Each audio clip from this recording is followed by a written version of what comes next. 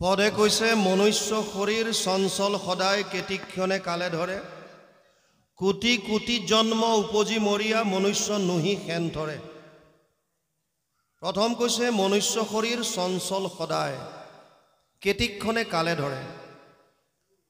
মানুহৰ জন্মটোৰ বিষয়ে শাস্ত্ৰত কৰবাত কৈছে কচুপাতৰ পানী, কৰবাত কৈছে বিজুলীৰ চমক, কৰবাত কৈছে জলৰ ৰেখা, বিভিন্ন ধৰণে বৰ্ণনা কৰিছে এটা বস্তু বুজাবলৈ যে মানুহৰ শৰীৰটো স্থায়িত্বতা নাই, ই বিনাশী, ই অস্থায়ী, কাৰ কেতিয়া প্ৰাণ যায় কোনেও গম নাপায়। ভগৱানে গীতাত অৰ্জুনক কৈছে, হে অৰ্জুন, মানুহৰ জন্ম লোৱাৰ লগে লগে মৃত্যুটো নিশ্চিত হৈ থাকে। জাতস্য হি ধ্ৰুৱ মৃত্যু ধ্ৰুৱ জন্ম মৃতস্য চ তস্মাদ অপৰিহাৰ্য অৰ্থে ন ত্বম সূচিতুম অৰ্হসি। জাতস্য হি ধ্ৰুৱ মৃত্যু, দ্বিতীয় অধ্যায় 27 নম্বৰ শ্লোক গীতা। হে অৰ্জুন, জন্ম লোৱাৰ লগে লগে মৃত্যুটো নিশ্চিত হৈ থাকে, আৰু যাৰ মৃত্যু আছে তাৰ পুনৰ জন্ম আছে যদি মুক্তি নাপায়। ইয়াক লৈ আমি শোক কৰাৰ কোনো প্ৰয়োজন নাই। আৰু এই দুটা বস্তু জন্ম আৰু মৃত্যু, এই দুটা নিশ্চিত, ইয়াৰ মাজৰ সময়খিনিক জীৱন বুলি কৈছে। এই জীৱনটো কাৰোবাৰ কাৰণে দীঘলীয়া হয়, কাৰোবাৰ কাৰণে চমু হয়, কাৰোবাৰ আটাইতকৈ চুটি। কিছুমান সন্তান গৰ্ভতে প্ৰাণ হেৰুৱায়, কিছুমানে জন্ম হৈয়ে প্ৰাণ হেৰুৱায়, কিছুমানে 100 বছৰ জীয়াই আছে, কোনোবাই 115 বছৰ, 20 বছৰ।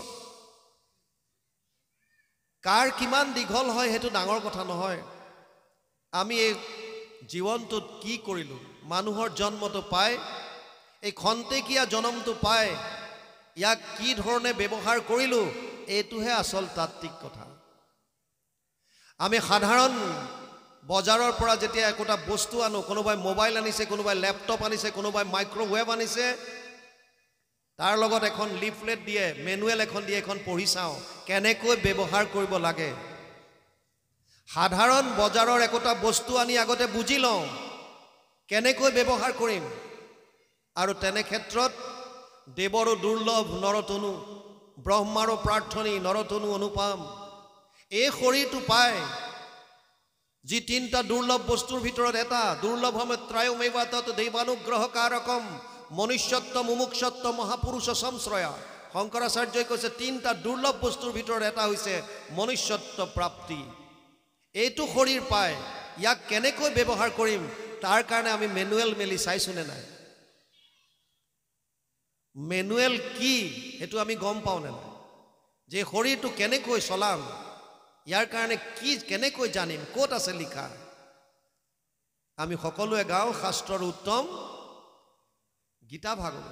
যদি শাস্ত্ৰৰ উত্তম গীতা ভাগৱত হয়, তেতিয়াহ'লে গীতা ভাগৱতকে যদি আমি আমাৰ মেনুৱেল হিচাপে ধৰোঁ, যে আমি জীৱনটো কেনেকৈ নিৰ্বাহ কৰিম, কেনেকৈ উদযাপন কৰিম, এই কথাখিনি জানিবৰ কাৰণে যদি গীতা আৰু ভাগৱতৰ যদি আশ্ৰয় লওঁ, তেতিয়াহ'লে আমি সুন্দৰভাৱে প্ৰতিটো কথা গম পাম। প্ৰহ্লাদে দৈত্য শিশুসকলক কৈ আছে সেই কথাটোকে। কি কৈছে? যে তুমি ভাবি নাথাকিবা যে চিৰদিন মই জীয়াই থাকিম। এনেকুৱা নহয় যে মই চিৰদিন জীয়াই থাকিম। নৱম স্কন্ধত চাব, বহু ৰজা মহাৰজা আহিল, তেওঁলোকো আজি নায়ে, তেওঁলোকৰ নাতি পুতিও দেখিবলৈ নাই। খন্তেকীয়া, কেতিক্ষণে কালে ধৰে। কবিৰ দাসে কৈছে, কাল শিৰহানে হে খাৰা তু কিউ সোৱে নিশ্চিন্ত। তই নিশ্চিন্ত হৈ কেনেকৈ শুইছ? তোৰ মূৰৰ শিতানত দেখোন মৃত্যুৰূপী কাল থিয় হৈ আছে। প্ৰতিটো মুহূৰ্তত কাৰ কেতিয়া মৃত্যু আহে কোনেও নাজানে। আপুনি ৰাতি শুই আছে, কোনো গেৰেণ্টি দিব নোৱাৰে যে আপোনাৰ ৰাতিপুৱা চকু খোল খাব। এনেকুৱা বহু আছে, ৰাতি শুই থাকে, ৰাতি কেতিয়া ওলাই গ'ল আত্মা গম নাপায়, ৰাতিপুৱালৈ শৰীৰ টান হৈ গ'ল, গমেই নাপায়, খতম। প্ৰতিটো মুহূৰ্তত ঈশ্বৰৰ নাম ল'বলৈ কৈছে। সেইকাৰণে কাৰ কেতিয়া কোন সময়ত প্ৰাণবায়ু ওলাই যায় কোনেও গম নাপায়। সেইকাৰণে প্ৰতিটো মুহূৰ্তত ঈশ্বৰৰ নাম লোৱাৰ কথা কৈছে।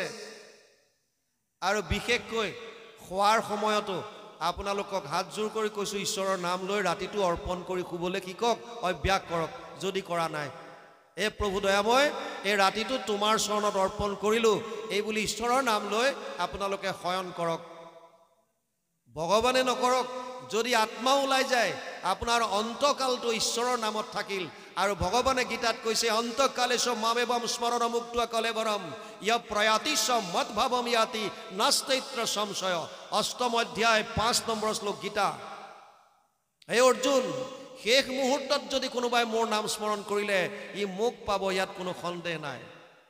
আমি যিহেতু শেষ মুহূৰ্তটো নাজানো, গতিকে প্ৰতিটো মুহূৰ্ততে ঈশ্বৰৰ নাম স্মৰণত আনিবলৈ অভ্যাস কৰিব লাগে। অভ্যাস, যিমান অভ্যাস কৰিম সিমান আহিব। প্ৰহ্লাদে কৈছে মনুষ্য শৰীৰ চঞ্চল সদায় কেতিক্ষণে কালে ধৰে, কোটি কোটি জন্ম উপজি মৰিয়া মনুষ্য নুহি খেন ধৰে। আমি শৰীৰবিলাক কেনেকৈ পাওঁ বুজি লওক। গীতাত অৰ্জুনক কৈছে নাহি কচ্ছিত ক্ষণমপি জাতু তিষ্ঠত্য কৰ্মকৃত কাৰ্যতেহি অৱশ্য কৰ্ম সৰ্ব প্ৰকৃতি জেৰ গুণে। 3 অধ্যায় 5 নম্বৰ শ্লোক গীতা। হে অৰ্জুন, কোনো মানুহ এক মুহূৰ্তও কাম নকৰাকৈ থাকিব নোৱাৰে। আপুনি শুই আছে সেইটো এটা কাম, বহি আছে সেইটো কাম, ক'ৰবালৈ গৈছে কিবা খাইছে, যিয়ে নকৰক কিয় প্ৰতিটো মুহূৰ্তত আমাৰ দ্বাৰা কাম হৈ আছে। আৰু যিবিলাক আমি ইচ্ছাকৃতভাৱে কৰ্ম কৰি আছোঁ, প্ৰতিটো কৰ্মৰ বিপৰীতে 3 ধৰণৰ ফল আমাৰ জীৱৰ এগেইনষ্টত লিখা হয়।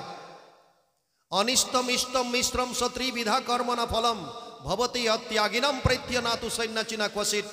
অষ্টাদশ অধ্যায় 12 নম্বৰ শ্লোক গীতা। হে অৰ্জুন, প্ৰত্যেক কৰ্মৰ 3 ধৰণৰ ফল থাকে। এটা হৈছে ভাল, এটা হৈছে বেয়া আৰু এটা হৈছে মিশ্ৰিত। আপোনাৰ মোৰ প্ৰত্যেকটো জীৱৰ বিপৰীতে এখন এখন একাউণ্ট মেইনটেইন হৈ আছে, য'ত আমি কোটি কোটি জন্ম যিমানবাৰ আহিলোঁ এই মৰ্ত্যলৈ, যিমান কৰ্ম কৰিলোঁ তাৰ ফলবিলাক চব তাত লিপিবদ্ধ হৈ আছে। এইটোক কৈছে সঞ্চিত কৰ্ম। এই শৰীৰ ত্যাগ কৰাৰ পাছত পিছৰ শৰীৰ ধাৰণ কৰাৰ পূৰ্বে এই সঞ্চিত কৰ্মৰ পৰা আমি এটা অংশ আনিব লাগে ভোগ কৰিবৰ কাৰণে। সেইটোক প্ৰাৰব্ধ বুলি কয়। যিটো অংশ আনো তাত যদি কেৱল পুণ্য আহিল তেতিয়াহ'লে জীৱই স্বৰ্গ প্ৰাপ্তি কৰে, দেৱলোক পাব, দেৱতাৰ শৰীৰ পাব। কেতিয়ালৈকে থাকিব তাত? তে ত্বম ভুক্ত্বা স্বৰ্গলোক বিশালম ক্ষীণে পুণ্যে মৰ্তলোকম বিশন্তি। 9ম অধ্যায় 21 নম্বৰ শ্লোক গীতা। হে অৰ্জুন, জীৱ তেতিয়ালৈকে স্বৰ্গত থাকিব যেতিয়ালৈকে তাৰ পুণ্য থাকে। ভাগৱতে কৈছে পুণ্য ক্ষয় ভৈলে পুনু নৰকত মজৈ। পুনৰ 84 লাখ জনী ভ্ৰমণ কৰিব লাগিব। আৰু যদি প্ৰাৰব্ধত অকল পাপ আহিল তেতিয়া কৈছে অধোজনী। অধোজনী মানে কীট পতংগ পোক পৰুৱা জীৱ জন্তু এইবিলাক। আৰু জানি আচৰিত হ'ব, লাগিলে দেৱলোকত হওক, দেৱতনুৱে হওক, লাগিলে অধোজনীয়ে হওক, এই 2টা জনী কেৱল ভোগৰ জনী। যিটো প্ৰাৰব্ধত লৈ আহিছোঁ এইটো ভোগ কৰিব পাৰিব, ইয়াত বাকী একো কৰিব পৰা ক্ষমতা আমাৰ নাই। সাধনৰ জনী কেৱল মনুষ্য জনী। মনুষ্য শৰীৰ কেতিয়া পাম?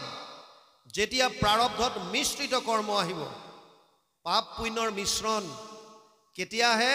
100 কোটি জন্মান্তৰে হয় মহাভাগ নৰ শৰীৰক জীৱে তেবে পাৱে লাগ। আৰু আমাৰ প্ৰাৰব্ধত পাপ পুণ্য মিশ্ৰিত অহাৰ কাৰণেই প্ৰত্যেকজন মানুহে জীৱনত সুখ আৰু দুখ 2টা ভোগ কৰিবলগীয়া হয়। এনেকুৱা কোনো মানুহ নাই পৃথিৱীত যে অকল দুখত আছে, আৰু এনেকুৱা কোনো নাই যোনে ক'ব পাৰে যে মই কেৱল সুখত আছোঁ। অসম্ভৱ। 2টা বস্তু আছে, সুখ আৰু দুখ। এই শৰীৰটো পোৱাটো অতি দুৰ্লভ। ইয়াৰ কোনো গেৰেণ্টি নাই যে আমি আকৌ এইটো শৰীৰ ত্যাগ কৰাৰ পিছত আকৌ যে মনুষ্য শৰীৰ পাম, তাৰো কোনো গেৰেণ্টি নাই। সেইকাৰণে প্ৰহ্লাদে কৈছে কোটি কোটি জন্ম উপজি মৰিয়া মনুষ্য নুহি খেন ধৰে। আকৌ মানুহ হোৱাৰ আশাটো বাদ দিয়ক। যি কৰিব এইটো জন্মতে কৰিবলৈ চাওক। এমত দুৰ্লভ জন্ম পায়া যিটো ভকতিক আচৰক কাম্য কৰ্ম যত মিছা হেন জানি তাক বাঞ্ছা নকৰক। প্ৰহ্লাদে দৈত্য শিশুসকলক দিয়া উপদেশ মানে আমাক দিছে। আমিবিলাকক কৈ আছে যে তোমালোকে এটা বস্তু অলৰেডি পালা, কি পালা? দুৰ্লভ মানুহৰ জন্ম, শৰীৰটো। আপোনালোকে জানে মই SSBত আছিলোঁ, এছিষ্টেণ্ট কমাণ্ডেণ্ট হিচাপে। ভকতৰ লগত থাকিম বুলিয়ে ভলণ্টিয়াৰ ৰিটায়াৰমেণ্ট ল'লোঁ 22ত। চাকৰি যদিও আছিল গুচি আহিলোঁ। ৰাণীক্ষেত্ৰত অলপ দিন আছিলোঁ, পষ্টিং 2 বছৰ উত্তৰাখণ্ডত। তাত এটা বৰ সুন্দৰ কাহিনী আছে, শুনিছিলোঁ। এতিয়াও হিমালয়ৰ ওপৰত বহু ঋষিমুনিয়ে, যিসকলে নিৰ্গুণ নিৰাকাৰ ব্ৰহ্মক উপাসনা কৰে, তেওঁলোকে ধ্যান কৰি আছে এনেকুৱা বহুত। বাৰিষাৰ 4 মাহ কটাবৰ কাৰণে তেওঁলোক তললৈ নামি আহে। এনেকৈ এবাৰ কেইজনমান ঋষি নামি আহি এজন ভেড়াৰখীয়াৰ ঘৰত আশ্ৰয় ল'লে। ভেড়াৰখীয়াটোৱে এই সন্ন্যাসী কেইজনক যিমান পাৰে শুশ্ৰূষা কৰিলে। আৰ্থিকভাৱে তেওঁ বৰ ভাল নাছিল, তথাপিও সাধ্য অনুসৰি সন্ন্যাসী কেইজনৰ শুশ্ৰূষাত ক'তো কমি এৰা নাই, যিমান পাৰে শুশ্ৰূষা কৰিছে। এই সন্ন্যাসী কেইজনৰ হাতত এটা আপুৰুগীয়া মণি আছিল, পাৰসমণি বুলি কয়। ভাগৱতত ক'ৰবাত বহুমূলীয়া মণি বুজাবৰ কাৰণে চিন্তামণি ব্যৱহাৰ কৰিছিল। চিন্তামণি, স্পৰ্শমণি এনেকৈ আহে। পাৰসমণি, এই মণিটো যদি লোহাত স্পৰ্শ কৰি দিয়ে, লোহাডাল সোণ হৈ যায়। মণিটো যদি লোহাত স্পৰ্শ কৰে, লোহাডাল সোণ হৈ যায়। এনেকুৱা এটা আপুৰুগীয়া মণি এই কেইজন সন্ন্যাসীৰ হাতত আছিল। আৰু তেওঁলোকে ভেড়াৰখীয়াৰ শুশ্ৰূষাত সন্তুষ্ট হৈ যোৱাৰ সময়ত ক'লে যে বোপাই, তুমি আমাক বহুত শুশ্ৰূষা কৰিলা, তোমাক এই মণিটো দিলোঁ, এই বছৰ তুমি ব্যৱহাৰ কৰা, এইটো পাৰসমণি। পাৰসমণি বুলি কৈ পেলাই দি থৈ গ'ল আৰু ক'লে এই বছৰ তুমি ব্যৱহাৰ কৰা, অহা বছৰ বাৰিষা আমি যেতিয়া নামি আহিম আমাক ঘূৰাই দিবা। আৰু ভেড়াৰখীয়াটোৱে মণিটো ৰাখি থ'লে। এবছৰ পাৰ হ'ল। পিছৰ বাৰিষাৰ সময়ত যেতিয়া ঋষিকেইজন পুনৰ আহিল, তেওঁলোকে দেখা পালে যে ভেড়াৰখীয়াটোৰ আৰ্থিকভাৱে কোনো উন্নতি হোৱা নাই, আগৰ নিচিনাই আছে। তেওঁলোক আচৰিত হ'ল আৰু সুধিলে, কি তোমাক যে মণি এটা দিছিলোঁ, কি কৰিলা? ভেড়াৰখীয়াটোৱে কৈছে, কোনটো? সেই মণিটো নেকি, যিটো বিৰাট চিকচিকাই থাকে? বোলে সেই মণিটো। তুমি কৰিলা কি? কৈছে, মোৰ আটাইতকৈ মৰমৰ যিটো ভেড়া পোৱালি আছে তাৰ ডিঙিত বান্ধি থৈছোঁ। আপোনাৰ হাতত বহুমূলীয়া সম্পদ আছে, বস্তু আছে, যদি আপুনি ব্যৱহাৰ কৰিব নাজানে কি লাভ? আপোনাৰ ঘৰত গাড়ী আছে, আপুনি চলাব নাজানে। আপোনাৰ ঘৰত ল'ৰাই AC লগাই দিছে, আপুনি ৰিম'টৰে কেনেকৈ কৰে আপুনি নাজানে। আপোনাক TV লগাই দিছে, আপুনি কেনেকৈ ব্যৱহাৰ কৰে নাজানে। আপোনাক এটা মোবাইল আনি দিলে, আপুনি চলাব কেনেকৈ লাগে নাজানে। তে থাকি কি লাভ? যিটো শৰীৰ পাবৰ কাৰণে ব্ৰহ্মায়ো ইচ্ছা কৰে, ভাৰত বৰিষ ধন্য কলিযুগ হৰি হৰি হৰি হৰিয়ে, হৰি হৰি হৰি ব্ৰহ্মাৰো প্ৰাৰ্থনী, নৰতনু অনুপাম, আমি গাই থাকোঁ। আৰু এই অনুপাম, নৰৰ অনুপাম যিটো দেহ, এই শৰীৰটো ব্ৰহ্মাই যাক বিচাৰি আছে, সেই শৰীৰটো আমি পোৱাৰ পাছতো যদি ব্যৱহাৰ কৰিব নাজানো, তেতিয়া কি লাভ? কি লাভ? ইয়াক সফল কৰাৰ উপায় হৈছে কৃষ্ণত ভকতি, একান্তভাৱে কৃষ্ণত একান্তভাৱে শৰণ। আৰু সেইকাৰণে ইয়াত প্ৰহ্লাদে কৈছে, কেনেকৈ কৰিবা? এমত দুৰ্লভ জন্ম পায়া যিটো ভকতিক আচৰক, কাম্য কৰ্ম যত মিছা হেন জানি তাক বাঞ্ছা নকৰক। ভক্তিৰ কথাই কিয় ক'লে? আৰু দুটা মাৰ্গ আছিল।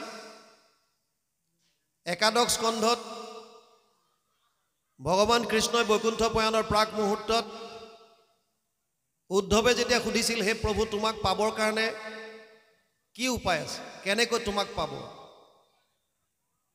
ভগৱানে কৈছিল যে যোগ ত্ৰায়ময়ী প্ৰোক্তা নৰনম শ্ৰেয় বিধিচ্ছয় জ্ঞানম কৰ্মম চা ভক্তিম চা না উপায় অন্যস্তি কুত্ৰাচিত। 11:20 একাদশ স্কন্ধ 20 অধ্যায় 6 নম্বৰ শ্লোক ভাগৱত। হে উদ্ধৱ, মোক পাবৰ কাৰণে 3টা মাৰ্গ আছে। এটা হৈছে কৰ্ম মাৰ্গ, য'ত যাগ যজ্ঞ পূজা পাতল, তাৰ দ্বাৰা মোৰ ওচৰলৈ আহিব পাৰি। এটা হৈছে জ্ঞান মাৰ্গ, য'ত মোৰ নিৰ্গুণ নিৰাকাৰ ৰূপ অৰ্থাৎ ব্ৰহ্মৰূপটোক ধ্যান ধাৰণা সমাধিৰ দ্বাৰা মোৰ ওচৰলৈ আহিব পাৰে। আৰু তৃতীয় মাৰ্গটো হৈছে ভক্তি, য'ত সমস্ত ভূতত মই আছোঁ বুলি ভাৱ লৈ মোৰ টোটেল সাৰেণ্ডাৰ সম্পূৰ্ণৰূপে সমৰ্পণ কৰি কৃষ্ণত একান্তভাৱে শৰণ হৈ মোৰ লীলাসমূহ ভকতৰ লগত শ্ৰৱণ কীৰ্তন কৰি মোৰ ওচৰলৈ আহিব পাৰে, মানে পৰম আনন্দ লাভ কৰিব পাৰে। কিন্তু এটা কথা বুজি লওক, এই তিনিটা মাৰ্গ শাস্ত্ৰত উল্লেখ আছে, নাই বুলি কোনো ক'ব নোৱাৰে। কৰ্ম মাৰ্গ আছে, জ্ঞান মাৰ্গ আছে, ভক্তি মাৰ্গ আছে। কিন্তু ভগৱান কৃষ্ণই সিদ্ধান্ত কি দিছে সেইটো বুজক। উদ্ধৱক কৈছে জ্ঞান কৰ্ম ভকতি কহিলো কৰি ভেদ, ভকতি পৰম পন্থ দিলো পৰিচ্ছেদ। এই উদ্ধৱ, আছেতো তিনিওটা মাৰ্গ মোৰ ওচৰলৈ আহিবলৈ, কিন্তু পৰম পথ হৈছে এটা, শ্ৰেষ্ঠ মাৰ্গ হৈছে এটা, এইটো হৈছে ভক্তি। কিয়? বাকী দুটা কিয় বেয়া? আৰু ইফালে অৰ্জুনক গীতাত কৈছে সমু অহম সৰ্বভূতেষু নামে দেশ্য অস্তি না প্ৰিয়, নৱম অধ্যায় 29 নম্বৰ শ্লোক গীতা। এই অৰ্জুন, মই সকলোৰে কাৰণে সমান, মোৰ কাৰণে কাৰো প্ৰতি দ্বেষ ভাৱ নাই, কোনো মোৰ কাৰণে বিশেষ প্ৰিয় নহয়, মই উদাসীন সকলৰ কাৰণে। আৰে যদি তুমি উদাসীন, তেতিয়াহ'লে কিহৰ কাৰণে তুমি কৰ্ম মাৰ্গ আৰু জ্ঞান মাৰ্গক ছাইড কৰি ভক্তিক শ্ৰেষ্ঠ বুলি ক'লা? কিয়? যদি তুমি উদাসীনে, তোমাৰ যদি কাৰো প্ৰতি প্ৰীতিভাৱ নাই, কোনো যদি তোমাৰ প্ৰতি দ্বেষভাৱ নাই, তেতিয়াহ'লেনো তুমি যাগ যজ্ঞ পূজা পাতল আৰু নিৰ্গুণ নিৰাকাৰ ব্ৰহ্মক উপাসনা কৰা দুটা মাৰ্গ ছাইড কৰি ভকতি পৰম পন্থ বুলি কিয় ক'লা? কিবা দ্বেষ ভাৱত ক'লা নে কি? তাৰ আগতে বুজি লওক জীৱৰ লগত ভগৱানৰ সম্বন্ধ কি, আমাৰ লগত ভগৱানৰ সম্বন্ধ কি। অৰ্জুনক কৈছে পিতা সমস্য জগত মাতা ধাতা পিতামহ বেদ্যম পবিত্ৰ ওংকাৰ ঋক সাম যজুৰে বচ, নৱম অধ্যায় 17 নম্বৰ শ্লোক গীতা। হে অৰ্জুন, মই সমস্ত জগতৰ পিতা, মই মাতা, মই পিতামহ, মই বেদৰ ওংকাৰ প্ৰণৱ, মই ঋগবেদ সামবেদ যজুৰ্বেদ, মই জ্ঞান মই। গতিকে যিজন আমাৰ পিতা, যিজন আমাৰ মাতা, যিজন আমাৰ পিতামহ, তেওঁ কি সন্তানৰ বেয়া চিন্তা কৰিব, অহিত চিন্তা কৰিব? কোন এনেকুৱা মাক বাপেক আছে যোনে সন্তানৰ অহিত চিন্তা কৰিব? কোনেও নকৰে। নিজৰ সন্তান যদি চোৰ ডকাইত হয়, বিপথেও পৰিচালিত হৈ আছে, তথাপিও মাক বাপেকে অহিত চিন্তা কৰিব নোৱাৰে। তেতিয়াহ'লে ভগৱানে আমাৰ কি অহিত চিন্তা কৰি পেলাই দুটা মাৰ্গ ছাইড কৰি ভকতি পৰম পন্থ বুলি ক'লে নেকি? নহয়। এই দুটা মাৰ্গ কলিযুগৰ মানুহৰ কাৰণে কিহৰ কাৰণে ছাইড কৰিলে কথাটো বুজক। উদ্ধৱক কৈছে যাগ যজ্ঞ পূজা পাতল কৰাত আপত্তি একো নাই, কিন্তু মন্ত্ৰস্য চ পৰিজ্ঞাতম কৰ্ম সুধীৰ মদৰ্পণম ধৰ্ম সম্পদতে ষডভি অধৰ্মস্য বিপৰ্যয় 11, 21, 15 একাদশ স্কন্ধ 21 অধ্যায় 15 নম্বৰ শ্লোক ভাগৱত। হে উদ্ধৱ, কৰ্ম মাৰ্গত যাগ যজ্ঞ পূজা পাতলত 6টা বস্তুৰ শুদ্ধতা থাকিব লাগিব। স্থান কাল পাত্ৰ দ্ৰব্য মন্ত্ৰ ক্ৰিয়া, এই 6টা বস্তুৰ শুদ্ধতা থাকিলেহে ধৰ্ম হ'ব, নহ'লে বিপৰ্যয় ঘটিব। যাজকৰ মৃত্যু পৰ্যন্ত হ'ব পাৰে, সেৱকীৰ। স্থান যজ্ঞ য'তে ত'তে নহয়। জনক আদি ৰজাই যজ্ঞৰ স্থান তৈয়াৰ কৰিবৰ কাৰণে 12 বছৰ নিজে হাল বাইছিল, শাস্ত্ৰত আছে। এনেকৈ হাল বাওঁতে হালৰ শিয়লিত সীতাক পাইছিল। আৰু এতিয়া য'তে ত'তে যাগ যজ্ঞ কৰিলে হ'ব নেকি? কাল সূৰ্য উদয়ৰ পৰা সূৰ্য অস্তৰ ভিতৰত এই সময়ত দিনৰ ভাগত তাকো বিভিন্ন সময় উলিয়াই সেইমতে যেনেকৈ চাই চিতি দিয়ে সেইটো মতে যজ্ঞ কৰিব লাগিব। তাত ব্যৱহাৰ কৰা দ্ৰব্য পাত্ৰ যত যিমান আছে শুদ্ধ হ'ব লাগিব। আৰু আটাইতকৈ ডাঙৰ কথা হৈছে মন্ত্ৰ উচ্চাৰণ। আগৰ যিসকল বিপ্ৰ আছিল তেওঁলোকে সৰুৰে পৰা গুৰু তলত গৈ বেদ মন্ত্ৰ অভ্যাস কৰিছিল, কণ্ঠস্থ কৰিছিল, হৃদয়ংগম কৰিছিল। তথাপিতো মন্ত্ৰ পাহৰে আৰু মন্ত্ৰ ভুল হয়। নাভাগৰ চৰিত্ৰ আছে ভাগৱতত, আপোনালোকে চাব। নভগৰ এজন পিতেক আছিল নাভাগ। নাভাগ যেতিয়া তলত থাকে, গুৰু শিষ্য গুৰু তলত গৈ যেতিয়া শিক্ষা আহৰণ কৰি থাকে, ককায়েক কেইটাই বাপেকৰ বস্তু সম্পত্তি ভাগ কৰি লৈ লয় নাভাগ ঘৰলৈ আহে দেউতাকক কয় দেউতা মোৰ সম্পত্তি ক'ত বাপেকে কয় যে তোৰ সম্পত্তি মই একো নেজানো ককায়েৰহঁতক সোধগে ইহঁতে নিজে নিজে ভাগ কৰি লৈ গ'ল চব আৰু নাভাগে গৈ ককায়েকহঁতক সোধে গৈ দাদা মোৰ কাৰণে কিবা থৈছানে নাই পৈতৃক সম্পত্তি ককায়েকহঁতে কয় যে আমিতো নেজানো তোৰ সম্পত্তি তই দেউতাক সোধ আমি তোৰ একো অনা নাই নাভাগ আহি বাপেকক সোধে দেউতা দাদাহঁতে কৈছে মোৰ কাৰণে সম্পত্তি বোলে তোমাৰ হাততে থৈ গৈছে বাপেকে ক'লে ঔ পায় তোৰ ককায়েৰহঁতে ফাঁকি দিছে তোৰ কাৰণে একো থৈ যোৱা নাই কিন্তু তই চিন্তা নকৰিবি আমাৰ ঘৰৰ পৰা কিছু নিলগত ঋষিসকলে যাগ যজ্ঞ কৰি আছে তৃতীয় দিনৰ দিনা তেওঁলোকৰ মন্ত্ৰ ভুল হয় গতিকে তই যা তালৈ তই যিহেতুকে বেদ মন্ত্ৰত পাৰ্গত তেওঁলোকৰ মন্ত্ৰটো সোঁৱৰাই দিবি আৰু তেতিয়া যজ্ঞৰ অৱশিষ্টখিনি তোক দিব তই অজস্ৰ ধন সোণৰ বস্তুবিলাক পাই যাবি আৰু নাভাগ যায় ঋষিসকলৰ যেতিয়া মন্ত্ৰ পাহৰি যায় যেতিয়া সেইসকল ঋষি যি বেদত পাৰ্গত তেওঁলোকৰো মন্ত্ৰ ভুল হয় আৰু তেতিয়া নাভাগে সোঁৱৰাই দিয়ে সোঁৱৰাই দিয়াৰ পাছত তেওঁলোকে যজ্ঞ সম্পূৰ্ণ কৰে আৰু অৱশিষ্টখিনি নাভাগক দিয়ে এয়া লৈ যোৱা এইটো পিছৰ কথা নাভাগে যেতিয়া দ্ৰব্যবিলাক গোটাই আছিল তেতিয়া উত্তৰ দিশৰ পৰা এজন পুৰুষ আহে আৰু বাধা দিয়ে এই খবৰদাৰ এয়া বস্তু তোৰ নহয় নাভাগে কয় কিয় নহয় মই ঋষিসকলক দেউতাৰ আদেশ মৰ্মে আহি মন্ত্ৰ সোঁৱৰাই দিছিলোঁ এয়া বস্তু মোক দি গৈছে বোলে নাই নাই এয়া মোৰ বস্তু যজ্ঞৰ অৱশিষ্টৰ অধিকাৰ মই তোৰ ইয়াত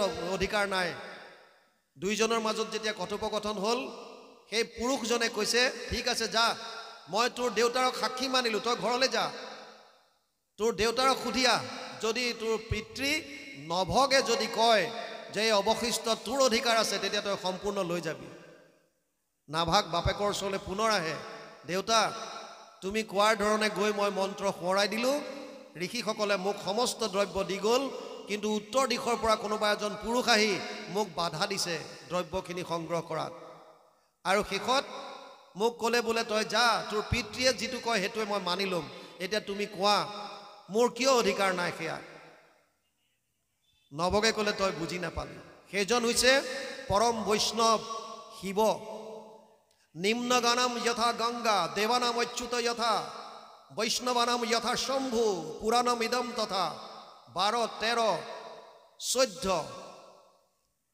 দ্বাদশ স্কন্ধ ত্ৰয়োদশ অধ্যায় 14 নম্বৰ শ্লোকত লিখা আছে 16 নম্বৰ শ্লোকত লিখা আছে যেনেকৈ গংগা নদীৰ ভিতৰত নিম্নগানম যথা গংগা দেৱৰ ভিতৰত যেনেকৈ ভগৱান কৃষ্ণ বৈষ্ণৱৰ ভিতৰত তেনেকৈ শ্ৰেষ্ঠত্ব দি থৈছে মহেশক যে দক্ষ যজ্ঞত ব্ৰহ্মা আদি গৈ পেলাই পিছত এই যজ্ঞৰ অৱশিষ্ট ভাগ শিৱক দিছিল সেইকাৰণে নভগে পিতেকক তই চিনি নাপালি সেইজন পৰম বৈষ্ণৱ তই যা ভৰিত ধৰগৈ ভকতৰ সেৱা কৰ আৰু কবি যে দেউতাই কৈছে এয়া সম্পত্তিত তোমাৰ অধিকাৰ মোৰ অধিকাৰ নাই নাভাগ যায় আৰু গৈ পেলাই কয় হে প্ৰভু মোৰ ভুল হৈ গ'ল মই তোমাক চিনি পোৱা নাছিলোঁ মোৰ অপৰাধ ক্ষমা কৰিবা মোৰ পিতৃয়ে কৈছে ইয়াত মোৰ কোনো অধিকাৰ নাই এয়া তুমি লৈ যোৱা আৰু শিৱই ক'লে নহয় নহয় মই তোমাক চালোঁ তুমি সত্যত আছা এয়া তুমি লৈ যোৱা পুনৰ আশীৰ্বাদ দিলে আৰু জ্ঞান সম্পূৰ্ণ হওক সেয়া ঋষি যি বেদত পাৰ্গত তেওঁলোকৰ মন্ত্ৰ উচ্চাৰণত ভুল হৈছিল আৰু এতিয়া আমি কেৱল এটা অনুষ্ঠান কৰিবৰ কাৰণে কেৱল মুখস্থ কৰি লৈ পেলাই মন্ত্ৰ উচ্চাৰণ কৰিলে কি উচ্চাৰণত শুদ্ধতা আহিব আৰু যদি মন্ত্ৰ ভুল হয় তস্তা মুনিয়ে ইন্দ্ৰক বধ কৰিবৰ কাৰণে বৃত্তাসুৰৰ হাতত যজ্ঞ কৰিছিল পূৰ্ণ আহুতিৰ সময়ত য'ত ক'ব লাগিছিল ইন্দ্ৰ শত্ৰু বিবৰ্ধন ইন্দ্ৰ শত্ৰু নিধন হওক মন্ত্ৰত খেলি মেলি লাগি গ'ল আৰু খঙৰ ভমকত ক'লে ইন্দ্ৰৰ শত্ৰু নিধন হওক ইন্দ্ৰস্য শত্ৰু বিবৰ্ধন আৰু তাৰ পৰিণতি আপোনালোকে জানে ইন্দ্ৰৰ হাতত বৃত্তাসুৰ বধ হ'বলগীয়া হ'ল গতিকে যাগ যজ্ঞ পূজা পাতলৰ প্ৰতি প্ৰভু ভগৱন্তৰ মনত দ্বেষ নাই কিন্তু আমি অধিকাৰী নহয় সেইকাৰণে আমাক কৈছে যে এইটো যিহেতুকে তোমালোক অধিকাৰী নহয় ইমানখিনি তোমালোকে মানিব নোৱাৰা গতিকে এই মাৰ্গটো সাইড কৰি থোৱা নিৰ্গুণ নিৰাকাৰ মাৰ্গ কিয় শংকৰাচাৰ্যই চতুষ্টয় সাধনাৰ কথা কৈছে যোগ্য মাত্ৰ হ'বৰ কাৰণে জ্ঞান মাৰ্গত যাবলৈ যোগ্যতা থাকিবৰ কাৰণে চতুষ্টয় সাধনাৰ কথা দিছে। তাত কেইটামান মাত্ৰ কথা বুজি লওক, যিটো আমাৰ কাৰণে সম্ভৱে নহয়। শান্ত, দান্ত, তিতিক্ষা, উপৰতি। প্ৰথম কৈছে মনৰ ওপৰত সংযম, দ্বিতীয়ত কৈছে ইন্দ্ৰিয়ৰ ওপৰত দমন, তৃতীয়ত কৈছে সহনশীলতা গুণ, চতুৰ্থত আছে বিষয়ৰ ওপৰত উঠিব পৰা। এই চাৰিটা কোৱালিটি আমাৰ কাৰ আছে? অৰ্জুনৰ দৰে মহাপুৰুষে কুৰুক্ষেত্ৰৰ যুদ্ধৰ প্ৰাক মুহূৰ্তত ভগৱানৰ ওচৰত স্বীকাৰ কৰি গৈছে, চঞ্চলম হি মন কৃষ্ণ প্ৰমাথি বলৱৎ দৃঢ়ম তস্যাহম নিগ্ৰহম মন্যে বায়ুৰিব সুদুষ্কৰম। 6ষ্ঠ অধ্যায় 34 নম্বৰ শ্লোক গীতা। হে ভগৱান, হে সখা, মোৰ মনটো বহুত চঞ্চল। মই যদি বায়ুকো প্ৰতিৰোধ কৰিব পাৰোঁ, মই মনক কণ্ট্ৰল কৰিব নোৱাৰোঁ। আৰু ভগৱানে মানিছে অসংশয় মহাবাহু মনো দুৰ্নিগ্ৰহম চলম অভ্যাসেন তু কৌন্তেয় বৈৰাগ্যেন চ গীৰ্যতে। 6ষ্ঠ অধ্যায় 35 নম্বৰ শ্লোক গীতা। অসংশয়, হে সখী, ইয়াত কোনো সন্দেহ নাই যে মনটো নিগ্ৰহ কৰা অতি কষ্টকৰ। অৰ্জুনৰ দৰে যি নৰনাৰায়ণৰ নৰৰূপে অৱতাৰ, সেইজনৰো যেতিয়া মনৰ ওপৰত সংযম নাই, আপোনাৰ মোৰ মনৰ ওপৰত কি সংযম হ'ব? নিৰ্গুণ নিৰাকাৰ আমাৰ কাৰণে নহয়। আমি SSBত জইন কৰিছিলোঁ 93 জম্মু কাশ্মীৰ এখন জংঘল এক্সাৰচাইজত আমাক এৰি দিছিল। ট্ৰেইনিং কৰিব লাগে, জংঘলত থাকিব লাগে, তাত যি পাওঁ খাই বৈ নিজক জীয়াই ৰাখিব লাগে। আৰু জংঘলত ঘূৰি ফুৰোঁতে এটা গুফাৰ ওচৰত এজন মানুহ লগ পাইছিলোঁ। মানুহজনক সুধিলোঁ যে আপুনি এই জংঘলৰ মাজত অকলে অকলে কি কৰিছে? মানুহজনে ক'লে, গুফাটোত দেখিছে? বোলো দেখিছোঁ। ইয়াত এজন সন্যাসীয়ে 12 বছৰ তপস্যা কৰিছিল, নিৰ্গুণ নিৰাকাৰ ব্ৰহ্মক উপাসনা। কিন্তু তেওঁ বহুতখিনি শক্তি আহৰণ কৰিলে। ব্ৰহ্মক সাক্ষাৎ পোৱাৰ প্ৰাক মুহূৰ্তত এজনী ছোৱালীৰ সংস্পৰ্শত আহিল আৰু যিখিনি শক্তি আহৰণ কৰিছিল সমস্ত শক্তি হেৰুৱাবলগীয়া হ'ল। আমি ক'লো চাব পাৰিমনে সোমাই? বোলে অন্ধকাৰ ভিতৰত। বোলো চাবলৈ ইচ্ছা গৈছে, অকণমান পোহৰৰ ব্যৱস্থা কৰি আমাক ভিতৰলৈ নিলে। টুল এখনত সেই ঋষিজনৰ ফটোখন আছে, যিজনে 12 বছৰ ধ্যান কৰিছিল। আমি নিজে দেখি অহা কথা। আৰু যেতিয়া আমি ওলাই আহিলোঁ জংঘলৰ পৰা, কাষৰ গাঁৱত যেতিয়া সুধিলোঁ এই বিষয় লৈ, যে ভিতৰত এনেকুৱা এজন মানুহ লগ পাইছিলোঁ গুহা এটাৰ সন্মুখত, আৰু আমাক ক'লে তাৰ ভিতৰত 12 বছৰ এজন ঋষিয়ে তপস্যা কৰিছিল। এই কথাখিনি শুদ্ধ নে কেনেকুৱা কি কথা? আমাক কৈছিল যে ছাৰ চব শুদ্ধ কথা কৈছে, এটা কথা আপোনাৰ পৰা লুকুৱাইছে। বোলো কোনটো? কৈছে যিজন ঋষি কৈ আছে সেইজন ঋষি তেওঁ নিজেই, বেলেগ কোনো নহয়। সেইজনেই 12 বছৰ তাত ধ্যান কৰিছিল, এইটো সত্য। আৰু তপস্যা ভংগ হৈ এতিয়া এজন সাধাৰণ মানুহৰ দৰে। প্ৰথম স্কন্ধ ভাগৱতত আপোনালোকে পাইছে কৰ্মকাণ্ডৰ জ্বলন্ত উদাহৰণ। 28 সহস্ৰ ঋষি স্বীকাৰ কৰিছে, কৰিলোহু যজ্ঞ 80 সহস্ৰ বছৰ, হোমধুমে ধূম্ৰ বৰ্ণ ভৈলা কলেবৰ, যিটো কৰ্ম কৰোৱাতো নাহিকে বিশ্বাস, আপোনাৰ আয়ুস কৰিলো ব্যৰ্থে না। আমি কি ক'ম? ভাগৱতে কৈছে। কৰ্মকাণ্ড কিমান কঠিন বুজাই দিলে। আৰু জ্ঞান কৰ্ম, জ্ঞান মাৰ্গৰ জ্বলন্ত উদাহৰণ ব্যাস, যি ব্ৰহ্মক সমাধিত সাক্ষাৎ পাইছিল। সেইজন ব্যাসদেৱ উগুল থুগুল চিত্ত নাহি সুখ শান্তি, নজানন্ত কৃষক মনত গুণী গান্ধী, অধুমুখে বহি আছে হুয়া নিশবদ, সেই বেলা তৈত্যাসী মিলিলা নাৰদ। বদৰিকাশ্ৰমত বহি আছে যিজনে জ্ঞান মাৰ্গৰ চূড়ান্ত ব্ৰহ্মক সাক্ষাৎ সমাধিত দেখা পাইছিল। সেইজন ব্যাসদেৱ, তেওঁ পৰমানন্দ লাভ কৰিব পৰা নাছিল। আৰু আমি গীতাত ভগৱান কৃষ্ণই অৰ্জুনক কৈছে, হে অৰ্জুন, জ্ঞান মাৰ্গ তোৰ কাৰণে নহয়। ক্লেশো অধিকতৰস্তেষাম অব্যক্ত অসক্ত চেতসা অব্যক্ত হি গতিৰ দুখম দেহবৎ বিৰবাপ্যতে।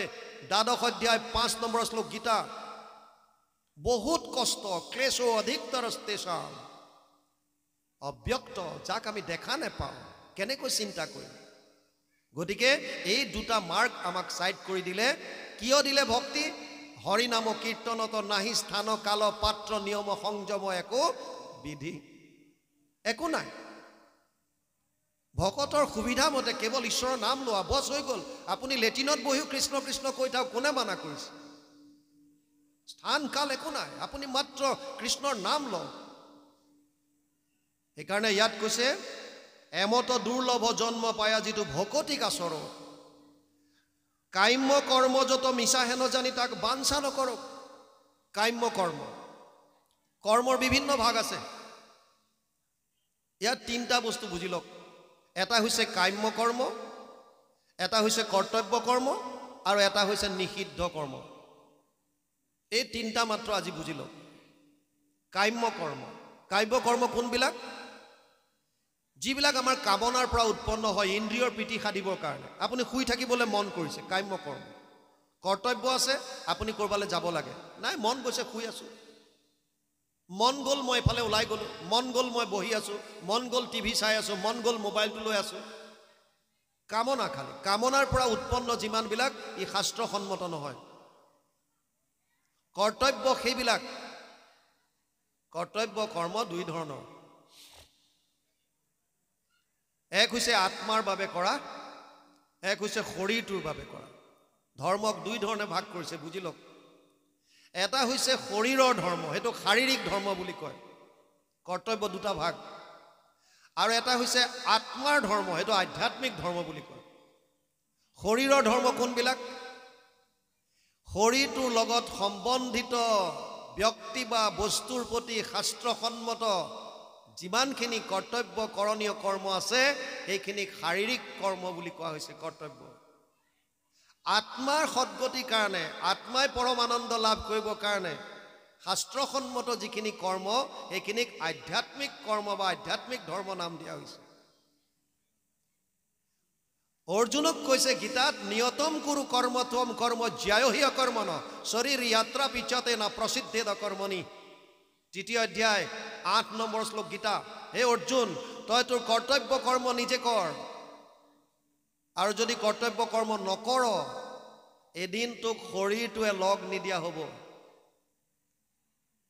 আজি বৰ্তমান সমাজত আমাৰ অসমীয়া সমাজ বিশেষকৈ বেছিভাগ আমি কৰ্ম বিমুখ হৈ গৈছো পৰিশ্ৰম কৰিবলৈ টান পোৱা হলো বহুখিনি আগলৈ যদি চাওঁ পুৰণা ইয়াত যিসকল জ্যেষ্ঠ লোক আছে তেওঁলোকে স্কুল যোৱাৰ আগত অফিচ যোৱাৰ আগত নিজৰ বাৰীত নিজৰ পথাৰত তেওঁলোকে নিজৰ কৰ্ম কৰিছিল পৰিশ্ৰম কৰিছিল শাৰীৰিক পৰিশ্ৰম কিন্তু বৰ্তমান আমাক ইজি আৰ্নিং লাগে সহজতে সুলভতে পোৱা পৰিশ্ৰম কৰা বাদ দিছো শাস্ত্ৰৰ যিবিলাক বিধি যিবিলাক নিয়ম যিবিলাক পালন কৰিবলৈ দিছে যিবিলাক আমাৰ কৰ্তব্য এইখিনি আমি পালন কৰাত ব্যৰ্থ হৈছো কৰবাত এজন মানুহৰ কাৰণে কৰ্তব্য বেলেগ বেলেগ হ'ব পাৰে আপুনি যদি এগৰাকী শিক্ষয়িত্ৰী বা শিক্ষক স্কুলত আপোনাৰ কৰ্তব্য হৈছে শিক্ষা দান কৰা কিন্তু সেইজন ব্যক্তিয়ে যেতিয়া ঘৰলৈ আহিব তেওঁ কাৰোবাৰ পিতৃ কাৰোবাৰ স্বামী তেওঁৰ কৰ্তব্য হৈছে সন্তানক লালন পালন কৰা তেওঁৰ পত্নীৰ কাৰণে কৰিবলগীয়া কাম কৰা শাস্ত্ৰসন্মতভাৱে এটো তেওঁৰ কৰ্তব্য তেওঁ যদি এখন সমাজৰ নাগৰিক গতিকে সমাজৰ প্ৰতি তেওঁৰ কৰ্তব্য আছে তেওঁ এখন দেশৰ নাগৰিক দেশখনৰ প্ৰতি কৰিবলগীয়া কৰ্তব্য আছে শাৰীৰিক আধ্যাত্মিক আত্মাৰ কাৰণে কি কৰিছো আমি এই যে অনুষ্ঠান আমি শ্ৰৱণ কীৰ্তন কৰিছো এই আধ্যাত্মিক ধৰ্ম আৰু ভগৱান কৃষ্ণ ইয়ালেকো অৰ্জুনক গ্যাৰান্টি দিছে যদি কিবা কাৰণত আধ্যাত্মিক কৰ্ম কৰাৰ সময়ত শাৰীৰিক কৰ্মত যদি ব্যাঘাত জন্মিল আৰু তাৰ পৰা যদি তোৰ জীৱনত কিবা পাপো হয় তই চিন্তা নকৰিবি অহম সৰ্ব পাপেভ্যো মোক্ষয়িষ্যামি মা সূচ অষ্টাদশ অধ্যায় 66 নম্বৰ শ্লোক হে অৰ্জুন আধ্যাত্মিক ধৰ্ম কৰাৰ ক্ষেত্ৰত যদি শাৰীৰিক কৰ্মত কৰবাত ব্যাঘাত জন্মিল তই যদি কিবা কৰিব নোৱাৰা কাৰণে তোৰ পাপ হৈ গল তই চিন্তা নকৰিবি মই তোক সমস্ত পাপৰ পৰা উদ্ধাৰ কৰি লৈ আহিম তাৰ মানে মানুহৰ জন্মৰ মূল উদ্দেশ্য হৈছে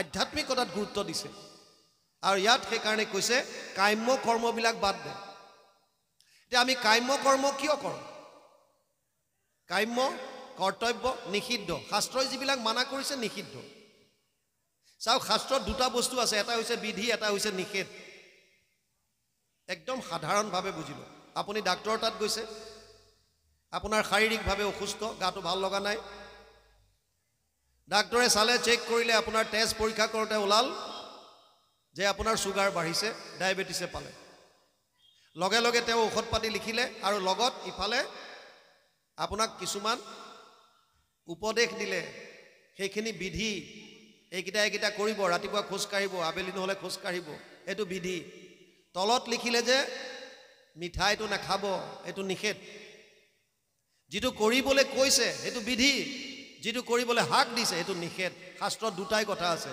বিধি নিষেধ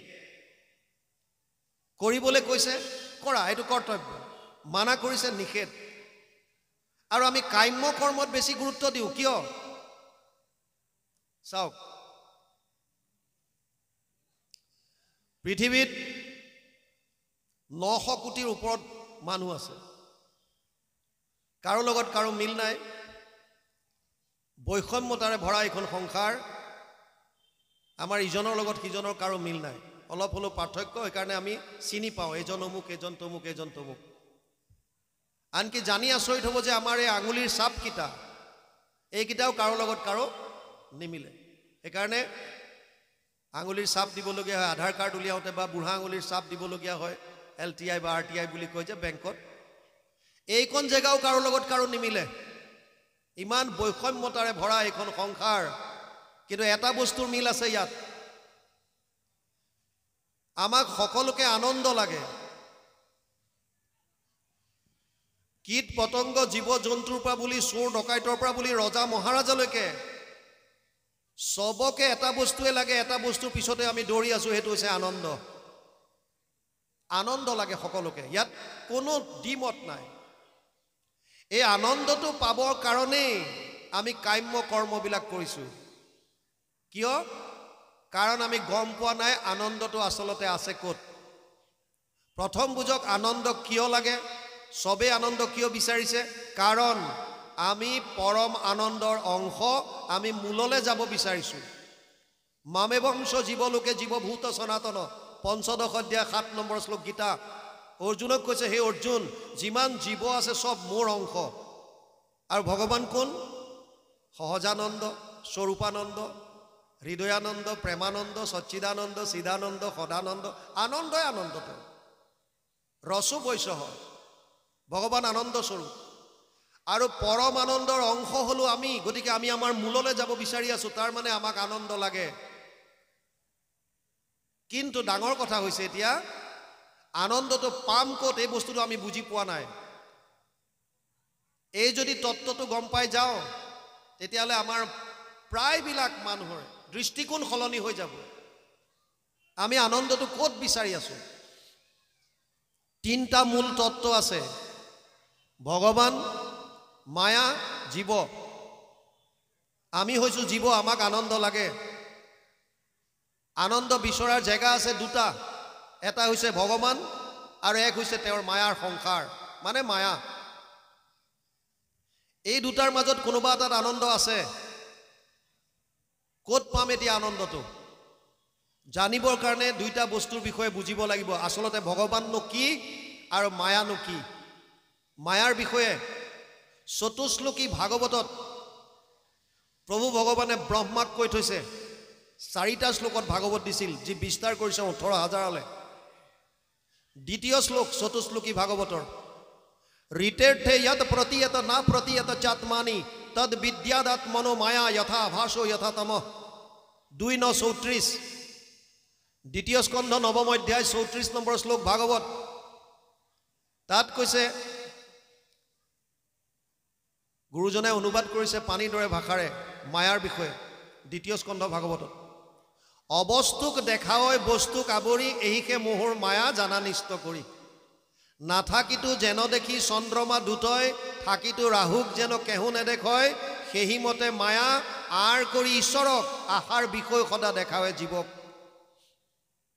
অবস্তুক বস্তু কৰি দেখুৱায় আমাৰ জেছলমেৰত পোষ্টিং আছিল 95 পৰা 2001 লৈকে গৰম দিনত তাত গোটেই মৰুভূমি 52 ডিগ্ৰী সেলসিয়াছলৈকে আমি নিজে ৰেকৰ্ড কৰিছিলো নোট কৰিছিলো মৰুভূমিৰ বালিত যেতিয়া অতিকৈ ৰ'দ পৰিলে দূৰলৈ যেতিয়া আমি চাওঁ এনেকুৱা লাগে কিছু দূৰত যেন পানী আছে হ্ৰদ আছে এটো আপোনালোকে ইয়াতো পাব যেতিয়া খুব ৰ'দত আলকটৰা দিয়া পকালিবিলাকত যদি চাই দূৰলৈ পানীৰ আভাস আপোনালোকে পাব যদিও পানী পানী যেন লাগে আসলতে সেয়া পানী নহয় আপুনি যিমান আগবাঢ়ি গৈ থাকিব পানীও সিমানে গৈ থাকিব অবস্তুক বস্তু কৰি দেখুৱায় গতিকে মায়াত যদি আপুনি সুখ বিচাৰি ফুৰিছে ই ক'ৰ পৰা দিব